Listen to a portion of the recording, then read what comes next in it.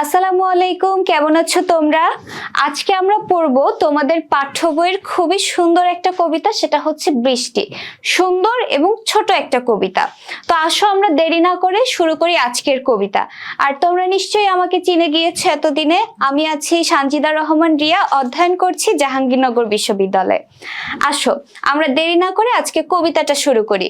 বৃষ্টি যে কবিতাটা পড়বো সেটা লিখেছে হচ্ছে ফররুখ আহমেদ। সবসময় তোমাদেরকে আমি বলি যে কবি পরিচিতি বা কবির যে নাম সেটা তোমরা খুব ভালোভাবে লক্ষ্য করবে, কারণ চারটা অপশনেই সেম নাম দিয়ে জাস্ট বানানটা একটু হেরফের করে দিয়ে তোমাকে একদম কনফিউজ করে দিবে। তুমি জানো বৃষ্টি লিখেছে ফররুখ আহমেদ, বাট বানানটা মনে নাই, তখন তুমি কিন্তু বিপদে পড়ে যাবে, আর একটা খুব নিশ্চিত মার্ক হাত থেকে চলে যাবে। কাজে রিস্ক নেওয়া যাবে না। ফররুখ আহমদ নামটা দেখেছো? ফররুখ আহমদ, নট আহমেদ, ঠিক আছে? তাহলে ফররুখ আহমদ, আর এই হচ্ছে সেই ফররুখ আহমদ। আসো এরপরে আমরা আমাদের কবি পরিচিতি প্রথমে একটু দেখে নি। বলছে ফররুখ আহমদ 1918 সালের 10 জুন মাগুরা জেলার মাঝআইল গ্রামে জন্মগ্রহণ করেছে। কোথায় জন্মগ্রহণ করেছে? মাগুরা জেলার মাঝআইল গ্রামে জন্মগ্রহণ করেছে। ফররুখ আহমেদ কলকাতার রিপন কলেজ থেকে আইএ পাশ করেন এবং কলকাতার স্কটিশ চার্চ কলেজে দর্শনে অনার্স ও ইংরেজিতে অনার্সের ছাত্র ছিলেন, কিন্তু পরীক্ষা না দিয়ে কর্মজীবনে প্রবেশ করে। অর্থাৎ তিনি হচ্ছে তার ফাইনাল পরীক্ষাটা সে দেয়নি, তার আগে সে কর্মজীবনে প্রবেশ করে। কর্মজীবনে তিনি নানা পদে নিয়োজিত হন এবং 1947 থেকে 1972 সাল পর্যন্ত তিনি ঢাকা বেতারে স্টাফ রাইটার পদে নিয়োজিত ছিলেন। তাহলে কত সাল থেকে কত সাল? 1947 সাল থেকে 1972 সাল পর্যন্ত তিনি ঢাকা বেতারে স্টাফ রাইটার পদে নিয়োজিত ছিলেন। ইসলামী আদর্শ ঐতিহ্য তাকে কাব্য সৃষ্টিতে প্রেরণা জুগিয়েছে। তাহলে ফররুখ আহমেদকে কাব্য সৃষ্টিতে প্রেরণা জুগিয়েছে কোন বিষয়গুলো? সেটা হচ্ছে ইসলামী আদর্শ ও ঐতিহ্য। তার উল্লেখযোগ্য গ্রন্থ যেগুলো খুব বেশি ইম্পর্টেন্ট তোমাদের জন্য, উল্লেখযোগ্য গ্রন্থগুলো দেখো: সাত সাগরের মাঝি, সিরাজম মনিরা, তারপরে কি নৌফেল ও হাতেম, মুহূর্তের কবিতা, পাখির বাসা, হাতেম তাই, নতুন লেখা, হরফের ছড়া, ছড়ার আসর ইত্যাদি। এইগুলো হচ্ছে তার উল্লেখযোগ্য গ্রন্থগুলো। উল্লেখযোগ্য গ্রন্থগুলো কিন্তু খুব বেশি ইম্পর্টেন্ট, তোমরা কিন্তু খুব ভালোভাবে এগুলো দেখবে। সাহিত্যে অবদানের জন্য তিনি বাংলা একাডেমি পুরস্কার, আদমজী পুরস্কার, 21 পদক সহ অনেক পুরস্কারে ভূষিত হন। 1947 সালের 19 অক্টোবর তিনি পরলোক গমন করে, অর্থাৎ মারা যায়। তাহলে 1947 সালের 19 অক্টোবর তিনি কি করেছেন? মারা গিয়েছিলেন।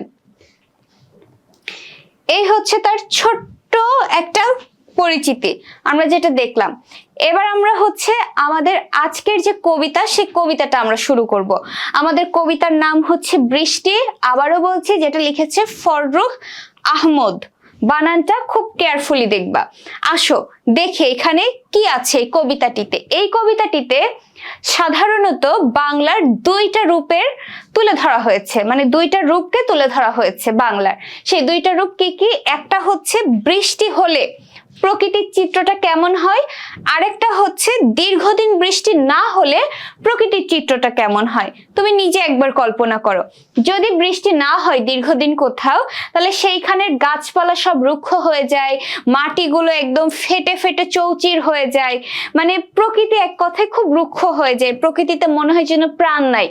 আর অনেকদিন পর যদি বৃষ্টি হয় সেই এলাকাটিতে, তাহলে তার রূপটা একদম পরিবর্তন হয়ে যায়। সেই মাটির যে ফাটল, সেই ফাটলে পানি গিয়ে আবার ফাটলগুলো জোড়া লেগে যায়, এই প্রকৃতি যেন তার প্রাণ ফিরে পায়, গাছে গাছে আবার সজীবতা ফিরে আসে। এই দুইটা রূপকে কবি উল্লেখ করেছে যে বৃষ্টি আমাদের মানব জীবনে বা আমাদের প্রকৃতিতে কি ধরনের প্রভাব ফেলে। এটাই হচ্ছে এই কবিতার বিষয়বস্তু। এরপরে দেখো বলছে যে মনে করো অনেকদিন বৃষ্টি হয় নাই, তো সেই জায়গাটায় অনেকদিন পরে বৃষ্টি হয়েছে। এই চিত্র দেখে কবি লিখছে বা বলছে বৃষ্টি এলো, বহু প্রতীক্ষিত বৃষ্টি। ঠিক আছে, বলছে বৃষ্টি এসেছে, অনেক প্রতীক্ষার বৃষ্টি। প্রতীক্ষার মানে কি? অনেক চাওয়ার, যে কোনো জিনিসের জন্য খুব বেশি অপেক্ষা করলে সেটাকে বলা হয় যে প্রতীক্ষা করা। তো সেটাই বলছে যে সকলের খুব করে চাইছিল বৃষ্টি হোক, সেই খুব করে চাওয়ার সেই বৃষ্টিটা অবশেষে হচ্ছে। পদ্মা মেঘনার দুপাশে আবাদি গ্রামে বৃষ্টি এলো পূবের হাওয়ায়। তাহলে দেখো এই কবিতায় কোন গ্রামের কথা উল্লেখ করা হয়েছে, যে পদ্মা নদী এবং মেঘনা নদীর দুই পাশের যে আবাদি গ্রাম। আবাদি মানে কি, যেখানে ফসল চাষ করা হয়, ঠিক আছে, সেই জমিকে আবাদি জমি বলা হয়। তো পদ্মা মেঘনা বাংলাদেশের খুবই মানে উল্লেখযোগ্য দুইটা নদী। তো এই নদীর দুই পাশের মাটি তো অনেক উর্বর, তো এই মাটিতে কি হয়, ফসল ফলানো হয়, এই কারণে ওই গ্রামগুলোকে বলা হচ্ছে আবাদি গ্রাম। তো বলছে যে অনেকদিন যেহেতু বৃষ্টি হয়নি, তো এই আবাদি গ্রামগুলো চিত্রই বদলে গিয়েছে, যে বৃষ্টি হয় না, সবকিছু ফেটে চৌচি রুক্ষ, সেইখানে অনেক প্রতীক্ষার বৃষ্টি হয়েছে, ঠিক আছে। বৃষ্টি এলো পূবের হাওয়ায়। পূব মানে কি, পূর্ব দিক। পূর্ব দিকের বাতাসে জলীয় বাষ্পের পরিমাণটা একটু বেশি থাকে, এই কারণে বৃষ্টি আসছে ওই পূর্ব দিকের হাওয়ায় জলীয় বাষ্পের সাথে। এই কথাটা বলছে যে বৃষ্টি এলো পূর্ব দিকের হাওয়ার সাথে। বিদগ্ধ আকাশ মাঠ ঢেকে গেল কাজল ছায়ায়। বিদগ্ধ মানে কি জানো, অনেকদিন বৃষ্টি না হওয়ার ফলে ওই জায়গাটা যে একদম রোদ পড়েছে, দীর্ঘদিন রোদ পেয়েছে কিন্তু পানি পায়নি, তো এই রোদের তাপে পুড়ে সবকিছু একদম মানে দগ্ধ হয়ে গেছে। আর এই দগ্ধর পরিমাণটা অনেক বেশি বোঝানোর জন্য বলছে বিদগ্ধ, অর্থাৎ পুড়ে সবকিছু একদম মনে হচ্ছে ছাই হয়ে গিয়েছে অনেকদিন পানি না পেয়ে। তো সেটাই বলছে, চারদিকে প্রচন্ড তাপে এই যে মানে চারদিকে যেহেতু প্রচন্ড তাপ পেয়েছে, এই প্রচন্ড তাপে এই বাংলার বা এই গ্রামের আকাশগুলো মাঠগুলো সব যেন একদম রোদে পুড়ে গিয়েছে। পুড়ে যাওয়ার পরে কি হয়েছে দেখো, যখন বৃষ্টি এসেছে তখন কি মেঘ করেছে, মেঘ করলে কি হয়, চারিদিকে একদম ঘন কালো হয়ে আসে না, সেই কথাটাই বলছে যে এই যে আকাশ মাঠ ঢেকে গেল কাজল ছায়। কাজল মানে কি, কাজল মানে হচ্ছে যে কালো যেটা, সেটাকেই বোঝানো হয়েছে। কাজল আমরা চোখে দিই না, কাজলের রং কি, কালো। তো বলছে যে এই যে দীর্ঘদিন বৃষ্টি না হয়ে এই যে আকাশ এবং মাঠ একদম রোদে পুড়ে ছাই হয়ে গিয়েছে, এই বৃষ্টি আসার আগে কি করেছে, সেই রোদে পুড়ে ছাই হওয়া আকাশ মাঠ একদম কাজলের মতন কালো ছায়ায় কালো মেঘে ঢেকে গিয়েছে। বিদ্যুৎ রূপসী পরি মেঘে মেঘে হয়েছে সওয়ার। সওয়ার মানে কি জানো, যাতায়াত করা, মানে একটা জায়গা থেকে আরেক জায়গায় যাওয়া, মানে পরে আর একটা জায়গা থেকে আরেক জায়গায়, ওইখান থেকে আবার আরেক জায়গায়, এটা হচ্ছে সওয়ার হওয়া। তো বলছে আমাদের গ্রাম বাংলায় এরকম একটা কথা আছে যে যখন বিদ্যুৎ চমকায় না আকাশে, তখন ওই যে কেমন একটা আলোর রেখা দেখা যায়, তো বলে যে ওইটা হচ্ছে পরি, বলে যে ওইটা হচ্ছে পরি। এই পরি হচ্ছে এক মেঘ থেকে যখন আরেক মেঘে যায় তখন হচ্ছে যে ওই বিদ্যুৎটা চমকায়, আর ওই যে লাল লাল যে দাগটা তৈরি হয়ে যায় একদম মনে হয় চিড়ে চিড়ে গেছে, ওইটা দেখা যায়। তো গ্রামে যেহেতু এই কথা প্রচলিত আছে, তো সেটাই বলছে যে আবার ওই যে বৃষ্টি পড়ছে অনেকদিন পরে আকাশে ওইরকম বিদ্যুৎ চমকাচ্ছে, সেটা দেখে বলছে যে এই বিদ্যুৎ রূপসী পরি মেঘে মেঘে হয়েছে সওয়ার। যে এই বিদ্যুতের যে পরিটাকে বলছে রূপসী, খুব সুন্দর এই পরিটা এক মেঘ থেকে আরেক মেঘে যাচ্ছে। দিক দিগন্তের পথে অপরূপ আভা দেখে তার।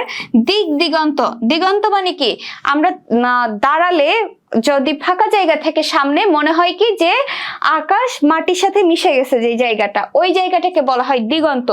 তো বলছে দিক দিগন্তের পথে অপরূপ আভা দেখে। আভা মানে কি, এই যে অপরূপ সৌন্দর্য, অনেকদিন পর বৃষ্টি হয়েছে, প্রকৃতি একদম সজীবতা ফিরে পেয়েছে, এই সৌন্দর্য দেখে তার বর্ষণ মুখর দিনে অরণ্যর কেয়া শিহরায়। অর্থাৎ এই যে দিক দিগন্তের পথে এই যে বৃষ্টির যে সৌন্দর্য, এই যে বিদ্যুৎ চমকাচ্ছে, আকাশ যে চিড়ে চিড়ে যাচ্ছে, যেটাকে বলছে যে পরি সওয়ার হচ্ছে, পরি এক মেঘ থেকে আরেক মেঘে যাচ্ছে, তো এই বিদ্যুৎ চমকানো দেখে এই বর্ষণ মুখর দিনে, বর্ষণ মানে কি, যেদিন খুব ভারী বৃষ্টিপাত হয়, অনেক বৃষ্টিপাত হয়, সেই দিনটাকে বলা হয় বর্ষণ মুখর দিন। তো এই বর্ষণ মুখর দিনে অরণ্যের কেয়া শিহরায়। অরণ্য মানে কি, গভীর বন, গভীর বনে যে কেয়া ফুল থাকে, বলছে এই কেয়া ফুলের মধ্যে শিহরণ জায়গা, অর্থাৎ কেঁপে কেঁপে উঠছে, বিদ্যুৎ চমকাচ্ছে, ভয়ে সেটা কেঁপে কেঁপে উঠছে, বোঝা গেল। এরপরে বলছে রৌদ্র দগ্ধ ধান ক্ষেত আজ তার স্পর্শ পেতে চায়। অর্থাৎ দীর্ঘদিন বৃষ্টি না হয়ে এই যে রোদে একদম দগ্ধ হয়ে গেছে, পুড়ে গেছে ধান ক্ষেত, বৃষ্টি না পেয়ে, বৃষ্টির অভাবে, পানির অভাবে একদম রোদের তাপে সব পুড়ে গেছে। তো এই রোদে পুড়ে যাওয়া ধান ক্ষেত আজ তার স্পর্শ পেতে চাই। কার স্পর্শ পেতে চাই? এই বৃষ্টির পানির স্পর্শ পেতে চাই। নদীর ফাটলে বন্যা আনে পূর্ণ প্রাণের জোয়ার, অর্থাৎ এই যে নদীতে পানি শুকিয়ে গিয়ে নদীর যে তলা দেখা যাচ্ছে, বুঝতে পেরেছো, এবং সেখানেও রোদের তাপে ফেটে গেছে, ফেটে গিয়ে এরকম চৌচির হয়ে গেছে, চৌচির হয়ে যে এরকম ভেঙে ভেঙে যায় না, ফেটে ফেটে যায়। তো অনেকদিন পর বৃষ্টি হয়ে ফাটলগুলোর মধ্যে যখন পানি যায়, তখন এগুলো যখন ভরাট হয়ে যায়, এরপরে এই ফাটলগুলোও কিন্তু জমাট বেঁধে যায়, ফাটল তখন আর থাকে না। আর এর ফলে কি হয়? পানিতে আস্তে আস্তে ভরতে শুরু করে।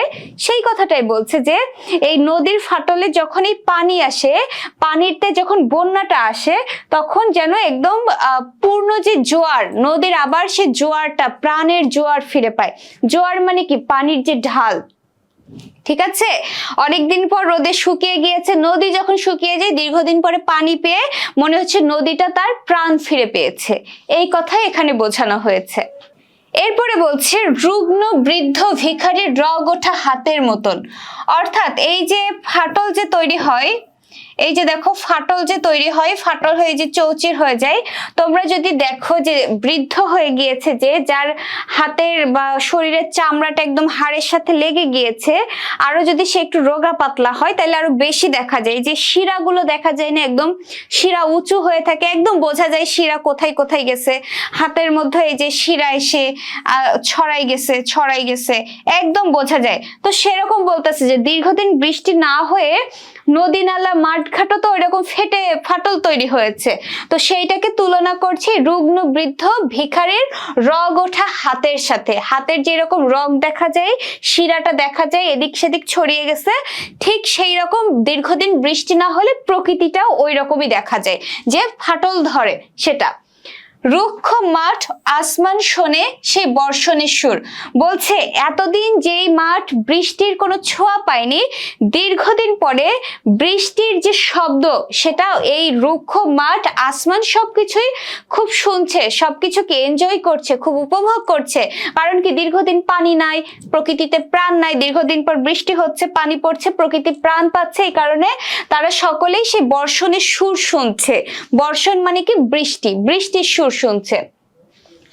তৃষিত বনের সাথে জেগে ওঠা তৃষাতপ্ত মন, অর্থাৎ প্রকৃতিতে যেই রকম দীর্ঘদিন পানি না পাইলে প্রকৃতিতে যেরকম তৃষ্ণা জাগে, ঠিক সেই রকম মানুষও রুক্ষ প্রকৃতি দেখতে দেখতে মানুষও সৌন্দর্যের প্রতি একটা তৃষ্ণা জাগে। তো সেইটাই বলছে যে প্রকৃতির সাথে সাথে মানুষের মনও কি তৃষ্ণায় কাতর হয়ে গিয়েছে, তৃষাতপ্ত হয়ে গিয়েছে। পাড়ি দিয়ে যেতে চাই বহু পথ প্রান্তর বন্ধুর। এবার যখন এরকম পরিস্থিতিতে দীর্ঘদিন বৃষ্টি নাই, মানুষের মনেও তো তৃষ্ণা জেগেছে, এইবার যখন ওই বৃষ্টি হয়েছে, প্রকৃতির তৃষ্ণা যেমন মিটেছে, মানুষের মনের তৃষ্ণাও মিটেছে। তখন সেই মানুষ কি চায়? যখন বৃষ্টি হয় তখন তার মনটা চায় যে দীর্ঘ পথ সবকিছু পাড়ি দিয়ে যেতে চায়। আমরা ওই বৃষ্টি পড়লে বৃষ্টির মধ্যে ভিজতে ভিজতে মনে চায় না যে ভিজতে ভিজতে কোথাও দূরে চলে যায়, সেই রকম মানুষের মনের কথা বলছে, যে মানুষের মনও চায় যে পাড়ি দিয়ে যেতে চায় বহু পথ, অর্থাৎ বহু পথ সবকিছু প্রান্তর বন্ধুর। প্রান্তর বন্ধুর মানে কি? বন্ধুর মানে কোথাও উঁচু কোথাও নিচু, অর্থাৎ সুন্দর না, মসৃণ না। তো বলছে এইরকম বিভিন্ন বাধা বিপত্তি সবকিছু পাড়ি দিয়ে বহু দূর চলে যেতে চায় মানুষের মনে, অর্থাৎ মানুষের মনেও তো একটা আকুলতা কাজ করে বৃষ্টি হলে। যেখানে বিস্তৃত দিন পড়ে আছে নিঃসঙ্গ নির্জন, বলছে যে এখানে বিস্তৃত দিন পড়ে আছে নিঃসঙ্গ নির্জন, মানুষ যখন বৃষ্টি হয় মানুষের মন তখন একটু আকুলতা কাজ করে, কারো কারো মন অনেক খুশি হয়ে যায়, আবার কারো কারো মনে কেন জানি না রাজ্যের বিষণ্ণতা এসে কাজ করে, বৃষ্টি হলে কেন জানি না মন খারাপ হয়ে যায়। তো সেটাই বলছে যে বৃষ্টি হইলে মানুষের মনে যে আকুলতা কাজ করে, সেই আকুলতার সঙ্গে তখন মানুষের মনে পড়ে যায় বিস্তৃত দিন, পেছনে ফেলে আসে দিনের কথা, নিঃসঙ্গ নির্জন, একাকিত্ব লাগে, ভীষণ বিষণ্ণতা এসে কাজ করে। এই যে প্রকৃতিতে বৃষ্টি যেই রকম প্রভাব ফেলে, এই বৃষ্টি মানুষের মনকেও প্রভাবিত করে, এখানে এটাই বোঝানো হয়েছে। সেখানে বর্ষার মেঘ জাগে আজ বিষণ্ণ মেদুর, ঠিক আছে, সেখানে বর্ষার মেঘ জাগে আজ বিষণ্ণ মেদুর, অর্থাৎ ওই বিষণ্ণ ভীষণ মানুষের মনের মধ্যে এরকম মন খারাপের মতন যে মেদুর সেটা কাজ করে, অর্থাৎ মানুষের মনেও একটা বিষণ্ণতা কাজ করে, একটা মন খারাপ, একটা মানে কি হয় না যে খারাপ লাগছে, ভাল লাগছে না কিছু, কেমন একাকিত্ব নিঃসঙ্গতা কাজ করে। তো এটাই বলছে যে প্রকৃতিতেও যে এরকম বৃষ্টি প্রভাব ফেলে, মানুষের মনেও সেই রকম বৃষ্টি প্রভাব ফেলে। বোঝা গেল? এই কারণেই কবিতার বিষয়টাই যেহেতু বৃষ্টি, তাই কবিতাটার নামও রাখা হয়েছে বৃষ্টি। তাহলে আমরা এই সমগ্র কবিতাটিতে কি বুঝলাম? যে বৃষ্টি প্রকৃতি এবং মানুষের মনে কি ধরনের প্রভাব ফেলে সেইটা, যে দীর্ঘদিন বৃষ্টি না হলে এক ধরনের প্রভাব ফেলে, আর দীর্ঘদিন পরে বৃষ্টি হলে এক ধরনের প্রভাব ফেলে।